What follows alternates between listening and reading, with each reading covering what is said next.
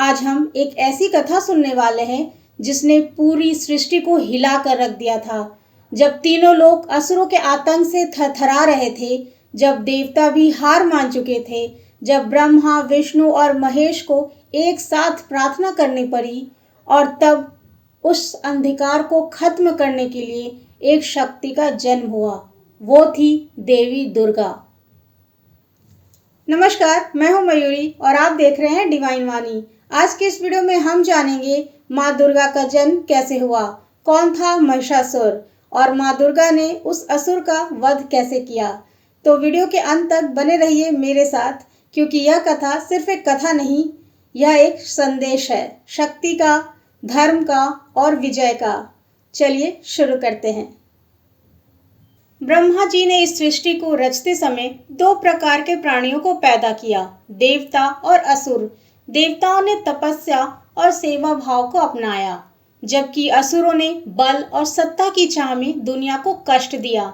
ऐसे ही एक असुर था महिषासुर। उसे ब्रह्मा जी का वरदान प्राप्त था कि कोई देव, दानव या मनुष्य उसे मार न सके। इसी वरदान के अहंकार में महिषासुर ने तीनों लोकों पर अधिकार करने का प्रयास किया। स्वर्ग पर महिषासुर का अधिकार हो गया। सभी देवता भयभीत होकर ब्रह्मा जी के पास गए और अपनी व्यथा सुनाई। ब्रह्मा जी ने कहा, महिषासुर को मेरे वरदान के कारण कोई देवता, दानव या मनुष्य नहीं मार सकता। अब इस संकट का समाधान केवल एक ही है, स्त्री शक्ति। तब ब्रह्मा, विष्णु और महेश तीनों एक साथ एकत्र हुए और उसी क्षण त्रिदेव के दिव्य स्वरूप से एक अद्भुत तेज प्रकट हुआ, एक दिव्य प्रकाश जिसकी ऊर्जा अपार थी। धीरे धीरे वह तेज आपस में मिलकर एक विराट ज्योति में परिवर्तित होने लगा और उसी ज्योति से प्रकट हुई एक देवी, जिसमें समस्त ब्रह्मांड की शक्ति थी और समस्त देवताओं का बल था। देवी भागवतम, मार्कंडे पुराण और दुर्गा सप्तशती में इस घटना का विस्तार से वर्णन है। देवताओं ने उन्हें अपने शस्त्र दिए।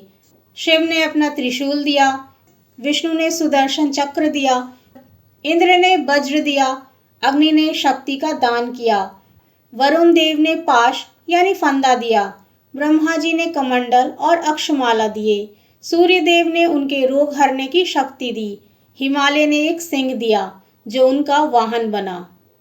माँ दुर्गा समस्त देवताओं की सम्मिलित शक्ति है। हर देवता ने अपनी कुछ विशेष शक्ति उन्हें दी। उनके 8 हाथों में 8 देवताओं के शस्त्र हैं।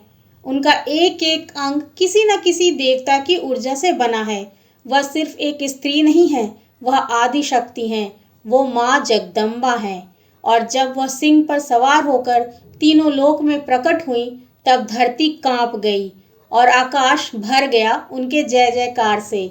माँ दुर्गा के प्रकट होने का समाचार शीघ्र ही महिषासुर तक पहुंचा। जब उसे यह ज्ञात हुआ कि एक अत्यंत तेजस्वी और दिव्य देवी प्रकट हुई है, तो उसने पहले उनके विषय में और जानकारी प्राप्त करने का आदेश दिया।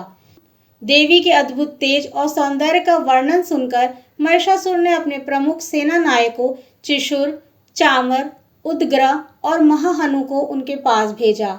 दूतों ने देवी के समक्ष उपस्थित होकर महिषासुर का संदेश सुनाया और कहा कि असुर सम्राट उन्हें अपनी रानी बनाने की इच्छा रखता है। देवी ने उन दूतों की बात अत्यंत शांत भाव से सुनी।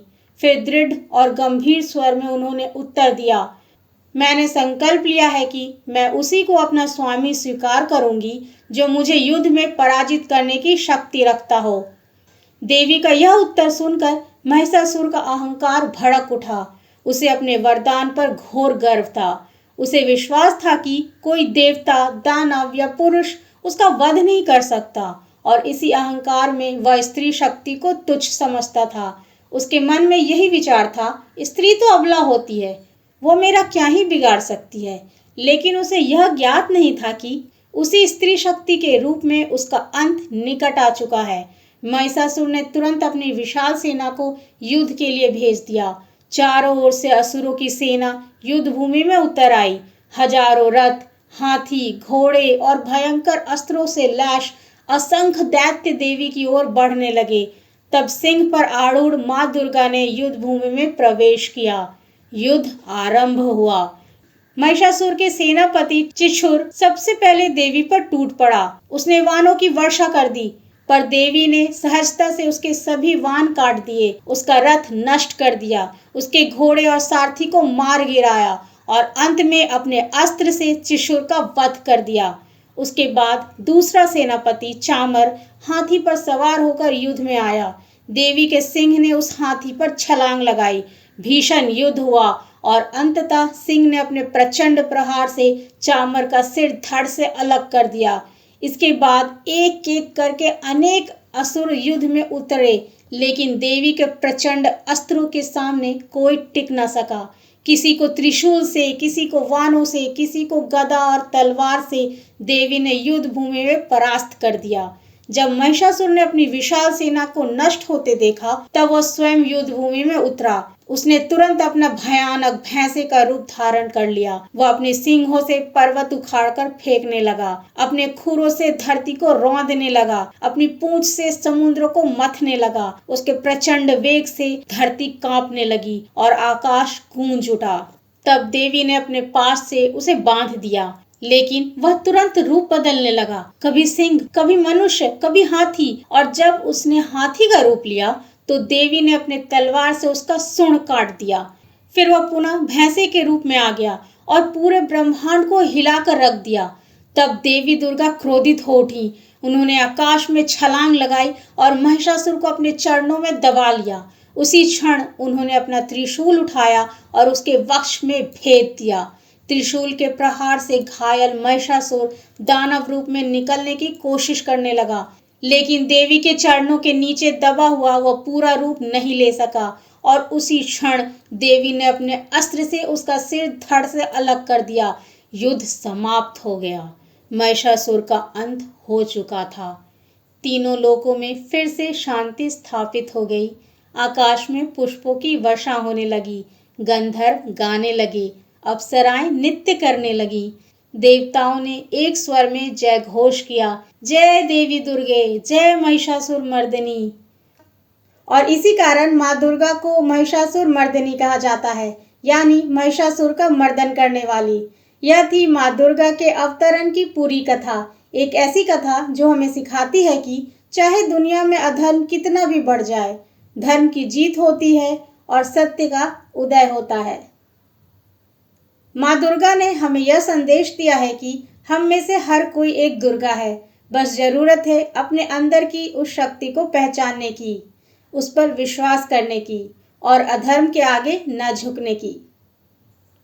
आशा है कि आज की यह वीडियो आपको पसंद आई होगी, और अगर यह वीडियो आपको अच्छी लगी हो तो लाइक करें, शेयर करें अपने परिवार और दोस्तों के साथ, और कमेंट करें जय माँ दुर्गे, और डिवाइन वाणी चैनल को सब्सक्राइब करना ना भूलें। मिलते हैं मेरे नेक्स्ट वीडियो में। जय माता दी।